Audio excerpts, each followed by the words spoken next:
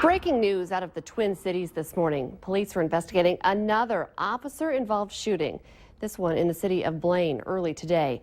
Blaine police have not released any information on any injuries or deaths. However, this is the third officer-involved shooting in the Twin Cities this month. Stick with Valley News Live and valleynewslive.com for details on this developing story. Hi again, and thanks for waking up with the Valley today. Now, 12 minutes before 7 o'clock, and we're starting our nonstop news and weather all the way to the top of the hour to help you plan your day. New for you this morning, a traffic stop in West Fargo this morning quickly turned into a high-speed chase. Police stopped a suspicious vehicle in the 500 block of 6th Street Northwest right around 3 a.m. But when the officer approached the vehicle, the driver took off. Police chased the car down 8th Street West at around 80 miles an hour. The chase was called off as the vehicle turned east on 13th Avenue because of the excessive speed. Officers are looking for a silver Dodge Caravan. No arrests have been made, but police say they do know the identities of the driver and passenger. Shanley High School students will be front and center today at the annual March for Life in Washington, D.C. They're carrying the lead banner for the rally, and senior Julia Johnson will be speaking at the rally.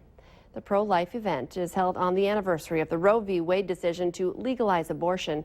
Nearly every Shanley student is making the trip this year. More than 800 different donors help the students raise $115,000 to cover the cost of the trip. A small-town police chief is considering a new policy to handle explosives after 2 arrests over the weekend. 2 bombs were discovered in the back of a truck after a Sunday night chase in Clay County that ended in Sabin, Minnesota. The pickup with the explosives still inside was towed from Sabin to Moorhead the next day. One person called our whistleblower hotline saying they're worried that could have put the public in danger. Is it completely out of the realm? No. Is it, probably the first time I've heard around here? Yeah. But I'm not saying it was potentially wrong, because we sure wouldn't want the officers taking those items and having them and roll around in the trunk of their squad car either. The bomb squad safely detonated the bombs on Tuesday. Police say the explosions were small. Sabin's police chief says his department is looking into developing a bomb policy since they don't have one in place.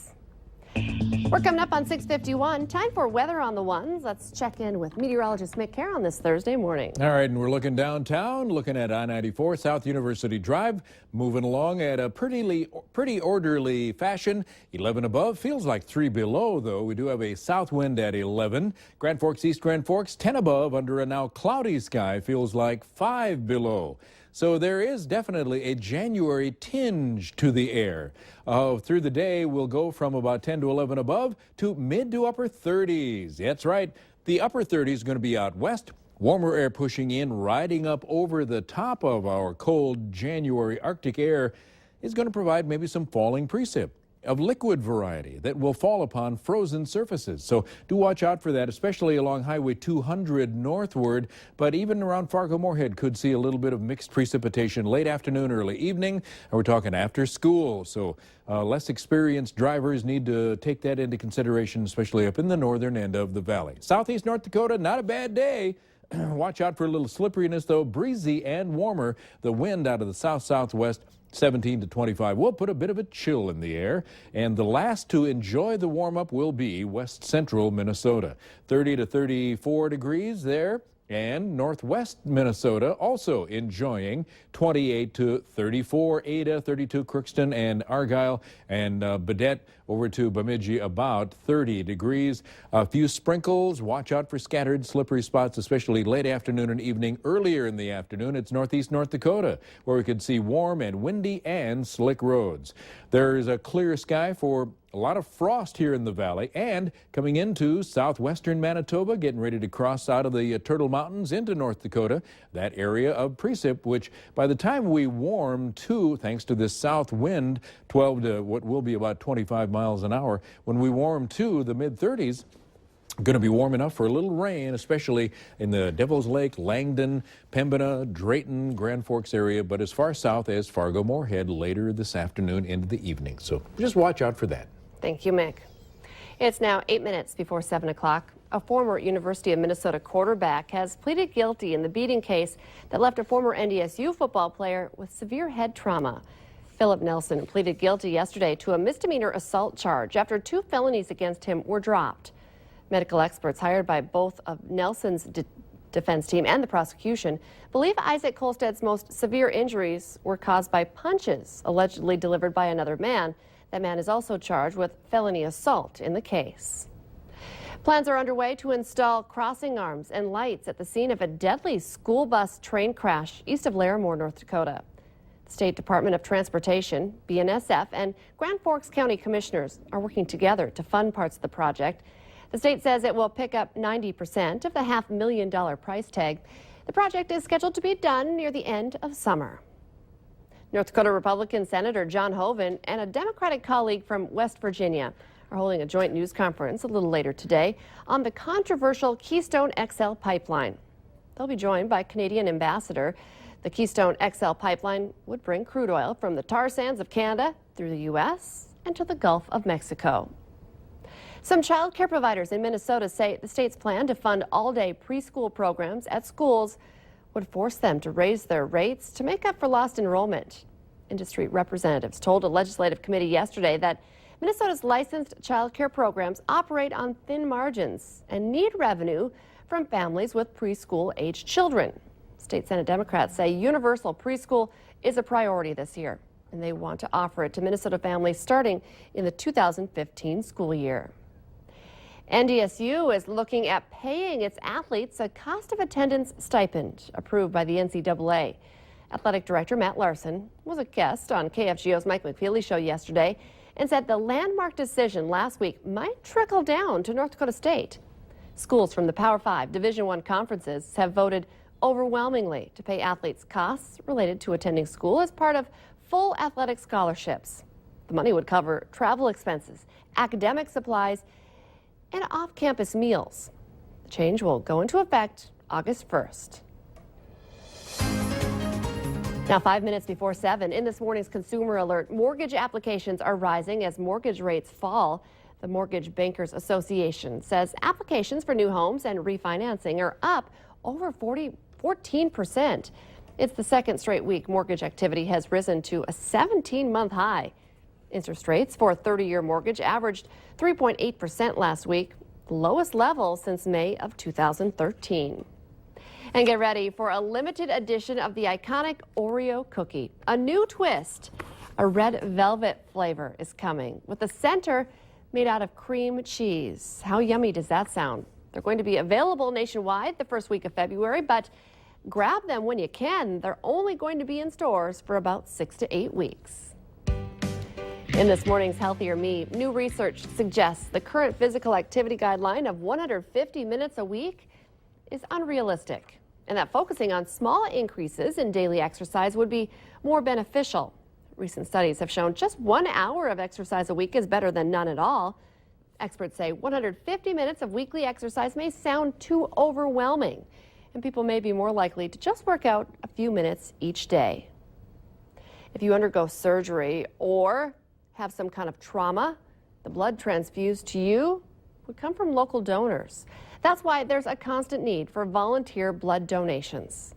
The Valley Today's Christy Larson joins us live this morning from United Blood Services with more on why it's so important for people to donate. Good morning, Christy.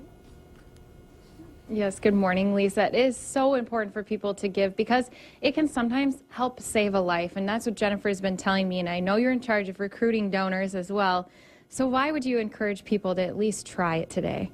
You know, there's no substitute for this product. This is a medical treatment that people need, but we cannot purchase it from a medical supplier. It can only come from good-hearted people. And, you know, somebody had mentioned in a book that we have people write down why they donate, that it's a great experience to give back and have no expectations in return, knowing you're saving a life when you walk away from here that day. And that is really what this is all about. It's between life and death if we have that blood product and that type for that patient. And I know now we're standing in the area where donors actually come, and you have to spend 10 to 15 minutes just making sure you yourself as well, because you guys want to make sure not only are our patients in hospitals getting the blood, but that the people who are donating are also feeling healthy and well afterwards. Absolutely. When they come in and we do the interview, we also do a mini physical. So it's continuously, if you donate 2-3 times a year, you're going to get that mini physical on a regular basis at no charge. And then afterwards, we do want to make sure you're feeling healthy and well. And so we have you have some snacks. We have popcorn machines going usually, and we've got snack bar and sodas and that type of thing. Puzzles to do while you wait or watch TV, Channel 11. And so there's lots of things to do and visit with people, and everybody's here for the right mission and the right reason. So we really appreciate that. And again, even if you try it once, you can write in this book. This is the book she's talking about. This is where people write why they've donated. And Lisa, I mean, there's so many good stories in here. So why not come here, read through some of them, and write your own experience as to why you are donating, who you're donating for as well. I love that. And like we talked about before, you know, it really makes you feel good when you leave because you know you did something that's going to help others. And you never know when you could be in that situation, and you would hope others would donate and help you. Christy Larson reporting live for us this morning. Thank you, Christy. 3 very young terrier puppies are alive and well thanks to the motherly instincts of another breed. Police are looking for whoever dumped the dogs in Pleasant Hill, California. They were found tied up in a garbage bag Monday night at a city park when an Australian Shepherd being walked alerted its owners to the garbage bag. The Jack Russell Terrier pups are only 5 weeks old, and no one really knows how long they survived in that bag. A shelter employee is now taking care of the dogs until they're ready for adoption. So, yeah, mommy had a nose for puppies that weren't even hers. That's fantastic. Great story. Let's get our answer now to our question of the morning on Facebook. Today's question. In a survey, 25% of us admitted to using one of these that's at least 5 years old.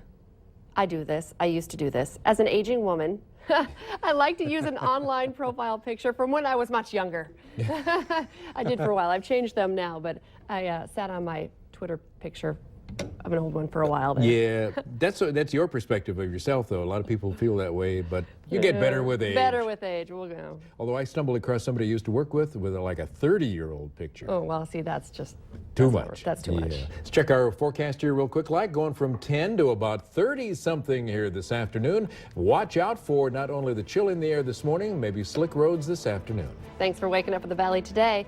Have a great afternoon, everyone.